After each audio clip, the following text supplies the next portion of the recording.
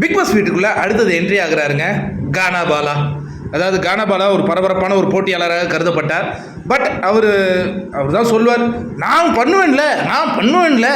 மாயா என்ன பண்ணாங்க, நாமினேட் பண்ணி அவங்க வெளில தூக்கி விட்டாங்க. ரெட் கார்டு தூக்குற வரையும் அவர் யூஸ் ஆனார். அதுக்கப்புறம் தூக்கி விட்டாங்க.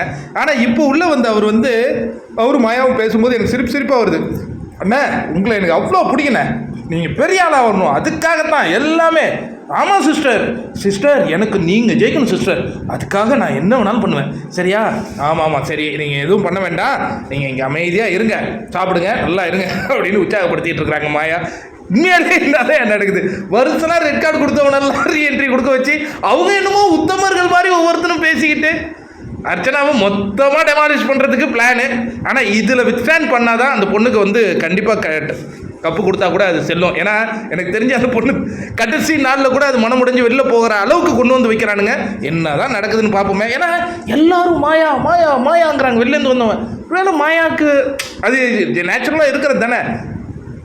அர்ச்சனா வெளியில் வந்து பார்த்தானா தான் தெரியும் உண்மையான சப்போர்ட் அவங்களுக்கு எவ்வளோ இருந்ததுங்கிறது.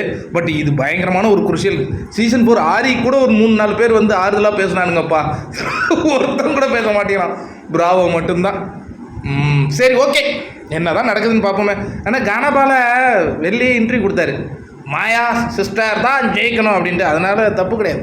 அவர் மாயானா அவருக்கு ரொம்ப பிடிக்கும் போல இருக்கு. எனக்கு தெரிஞ்சு அந்த ஒரு ஏதோ தேட்டர் கம்யூனிட்டின்னு சொல்கிறாங்களே, அதில் கானாபாலா அண்ணன் தான் அவனுக்கு ஒரு போஸ்டிங் கிடைக்கும்.